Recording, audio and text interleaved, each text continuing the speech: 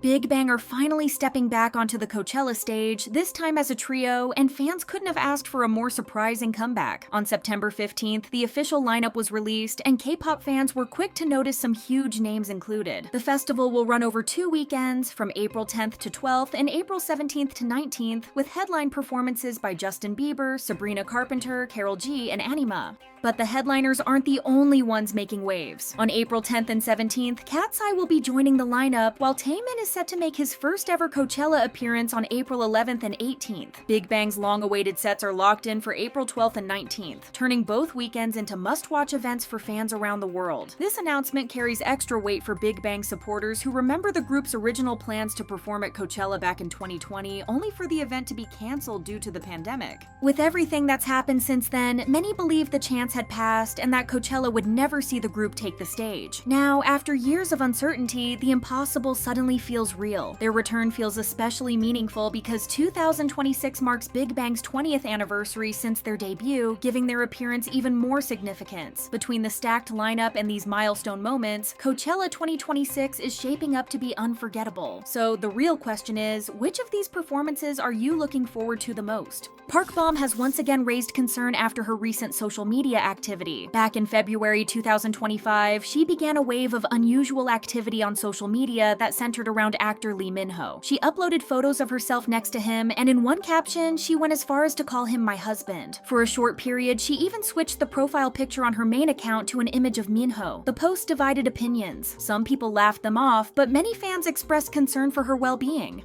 Others pointed out what they saw as a double standard, saying that if a male celebrity acted the same way toward a female star, the reaction would likely be far harsher. Her agency eventually deleted the posts, but Bom continued, sharing another message that suggested she was alone because Minho had asked her to. As speculation grew, Minho's side felt the need to step in. Later that same month, he released an official statement clarifying that he had no personal connection with her, hoping to put an end to the rumors. Months later, however, the situation resurfaced. On September 14th, Bom uploaded a new selfie on Instagram and once again tied it to Minho by using his name as a hashtag. She has not explained why, and although the hashtag remains on her page, the move has sparked another round of backlash and renewed concern from fans. Commenters said, "Seriously, someone needs to take her account away. What is wrong with her? And if I was the other party, I'd hate it. I'd be so scared and fed up. Please stop." She has yet to respond to any of the criticism or clarify what's going on. Twice's Chaeyoung has been getting a lot of attention lately, but not entirely for the reasons she might have hoped. On September 12th, she officially launched her solo career with Lil Fantasy Volume 1. The project itself has been praised, yet the sales numbers tell a much more complicated story. Her debut day looked promising, pulling in 114,423 copies sold right out of the gate. But then things took a dramatic turn. By the very next day, sales dropped to only 287 copies, and day 3 wasn't much better with 369. On the 4th day, there was a noticeable boost at 9,831 copies, but the overall trend left fans scratching their heads. What makes this even more noticeable is how her numbers stack up against her own group members. Nayeon's second mini-album NA cleared 286,290 copies on its first day, while Jihyo's debut Zone managed an even bigger 361,104 on day 1. Like Chaeyoung, they both saw steep declines on the following days, but their starting points were far higher, which naturally set up comparisons that don't work in Chaeyoung's favor. The reactions have been split. Some K-pop fans mock the results, questioning why JYPE even pushed for a full album when Chaeyoung isn't one of the group's most popular members. Others were quick to defend her, pointing out that breaking past 100,000 copies is still a major achievement for any solo debut.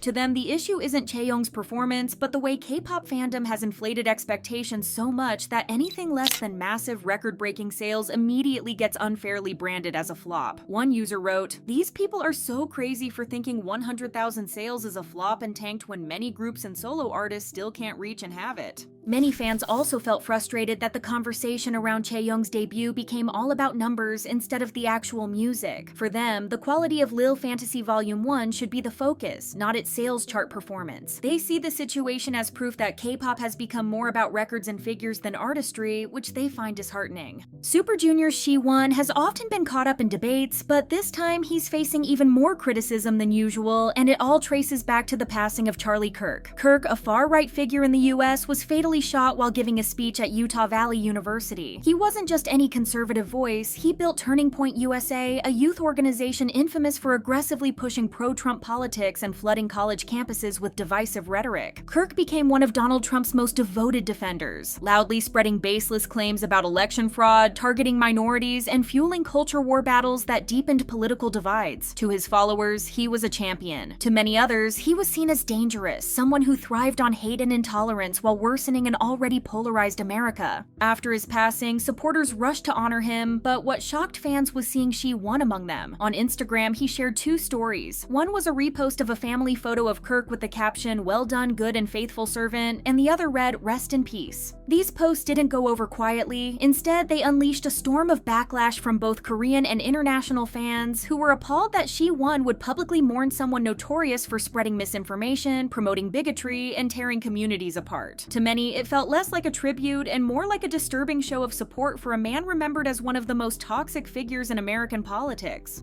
One user wrote, "I don't get people begging us to have empathy for the person who says empathy is a new age concept and detrimental to our society. Let him pass the way he lived." Even after the stories were quickly deleted, the backlash against Siwon didn't stop. Fans and netizens were so upset that he eventually had to speak up. On Bubble, he explained that Charlie Kirk was a Christian, a husband, and the head of a household. He described Kirk's passing as a heartbreaking tragedy beyond any political stance and said that's why he had been mourning him. Siwon also noted that while he appreciated the media attention his post received, his intentions were misunderstood, which led him to remove it. But his explanation didn't calm the public. Some fans were so angry they demanded he leave Super Junior, with the hashtag #SheWonOut trending online. One Instagram account at @Shewon_out even uploaded 33 posts criticizing him, arguing that he shouldn't represent the group. Siwon then responded personally to a post he was tagged in from that account, which used Korean and English hashtags like "We hate you forever Siwon" and #SheWonOut. In the comments, he simply wrote, "I love you," which has since received hundreds of replies and over 500 likes. Many netizens criticized his response, expressing frustration and disappointment at how he handled the situation. At the same time, some defended him, saying that offering condolences shouldn't be controversial and that Kirk's family deserved empathy for losing a father and husband. Where do you stand on this?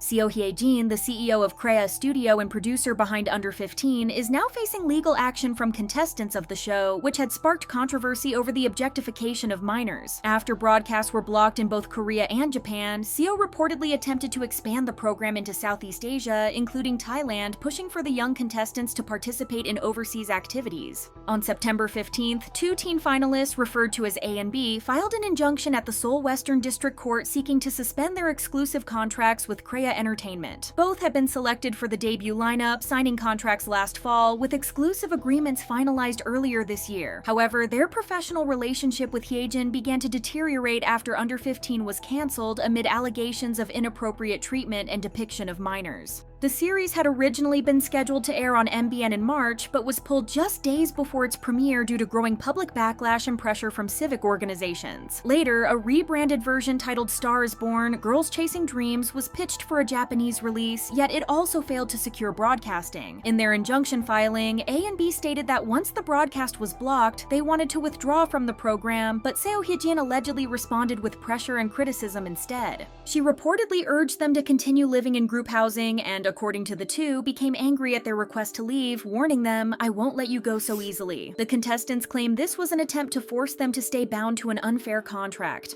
The filing also points to Hyejin's plans to push the program into Thailand and other Southeast Asian markets. A and B argued that this move was a clear departure from what they were promised, which was a K-pop debut in Korea, and that it put their education at risk while shifting financial burdens onto them. Their attorney No Jong-geon cited the UN Convention on the Rights of the Child, emphasizing that the production puts profit above the welfare of the minors and saying, in the case of Under15, the production company prioritized commercial interests over the well-being of minors, objectifying child participants and subjecting them to emotional abuse. This is a clear breach of their duty of care. She has yet to respond to the lawsuit.